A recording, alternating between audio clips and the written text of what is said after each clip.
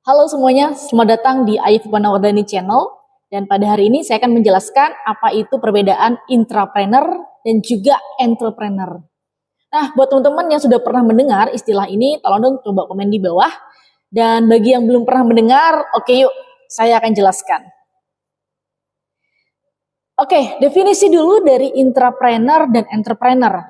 Nah, kalau intrapreneur itu definisinya adalah karyawan yang memiliki jiwa atau mental seorang wirausaha, ya, misalnya kreatif, inovatif, bisa mengambil resiko, gitu ya. Namun dia bekerja di perusahaan orang lain, artinya dia punya atasan. Nah, kalau entrepreneur adalah orang yang bekerja untuk dirinya sendiri dan pastinya dia punya mental wirausaha. Contohnya seperti tadi ya, kreativitas, inovatif, gigih dalam berjuang, berani mengambil resiko.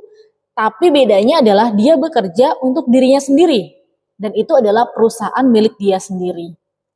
Nah, dari situ kita bisa melihat nih, apa sih perbedaan dari karakteristiknya. Kalau seorang intrapreneur, karena dia itu bekerja di perusahaan orang lain, maka dia terbiasa dengan yang namanya SOP, Standard Operating Procedure, atau cara kerja yang sudah terstandarisasi di perusahaannya. Kemudian dia juga terbiasa mendapatkan arahan, plus juga adanya birokrasi di sana. Jadi tidak bisa seenaknya begitu ya.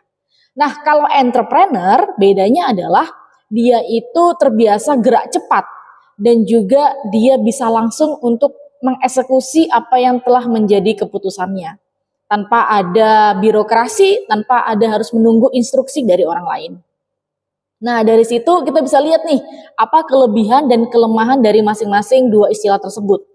Kalau kelemahan dari intrapreneur adalah kelemahannya ya karena dia bekerja untuk orang lain, maka dia agak sedikit terbatas ruang geraknya karena harus menunggu persetujuan. Bedanya kalau dari yang entrepreneur, kelemahannya dia itu punya peluang yang sangat tinggi untuk kegagalan. Jadi belum tentu apa yang dia sudah prediksi, perkirakan itu akan berhasil. Bisa juga gagal total. Dan kalau gagal total ya sudah, dia tidak dapat apa-apa gitu ya, harus mengulang lagi dari nol. Nah, kalau kelebihannya, kalau seorang intrapreneur itu kelebihannya adalah dia memiliki financial security. Jadi dia tuh udah aman tuh, tiap bulan dia akan terima gaji. Mau kerjanya rajin, malas begitu ya, tergantung nanti dapat sanksi atau tidak. Tapi yang jelas adalah dia per bulan sudah mendapatkan gaji. Dan itu berlangsung sampai dia ya pensiun atau tidak bekerja di situ lagi. Sesuai dengan nominal perjanjian di awal. Nah, kalau yang entrepreneur, kelemahannya adalah dia punya total kontrol atas semua yang dia lakukan. Dia ingin pendapatan besar, dia ingin pendapatan kecil, dia semua yang menentukan.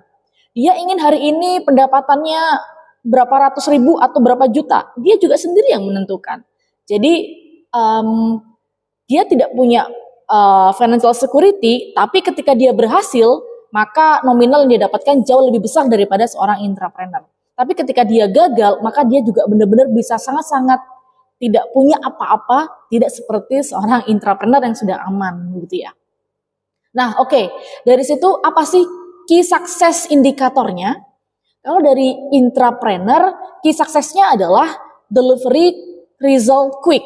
Artinya adalah bagaimana kecepatan pengiriman hasil kerja kepada atasan.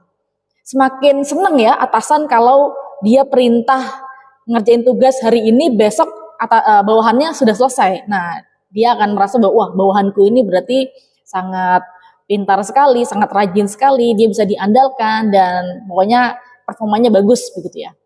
Sedangkan kalau yang di entrepreneur, key suksesnya itu bukan dari kecepatan, tapi bagaimana dia itu bisa memiliki visi misi jangka panjang yang tepat ya gitu ya. Kemudian dia bisa memiliki alternatif ketika dia gagal, dia harus bisa bangkit lagi dan dia tidak mudah putus asa. Intinya dia harus punya goal jangka panjang. Kalau tidak berhasil di jangka pendek, dia harus bagaimana alternatifnya. Begitu. Punya ambisi yang besar, yang gigih, yang kuat. Sedangkan kalau yang key success yang kedua dari intrapreneur adalah dia itu harus bisa memanage people. Artinya dia itu kan berada di antara, kalau dia di posisi manajer atau middle ya, dia punya atasan dan dia juga punya bawahan. Dia harus bisa bermain cantik lah istilahnya. Bagaimana dia juga bisa memenuhi keinginannya atasannya, tapi dia juga bisa membantu bawahannya supaya bisa bekerja dengan enak begitu ya. Jadi kadang-kadang agak dilema tuh. Ketika atasannya tidak setuju, padahal ini menjadi bawahan ini sangat-sangat ya itu udah keputusan paling baik. Nah ini gimana nih untuk menjembatani itu gitu ya. Belum lagi dengan konsumen, kemudian dengan mitra atau supplier rekanan. Nah ini bagaimana dia ini ya bisa bermain dengan cantik di tengah-tengah situasi tersebut. Nah kalau yang entrepreneur, key suksesnya adalah dia harus memiliki sifat rendah hati. Dia harus punya humility yang tinggi.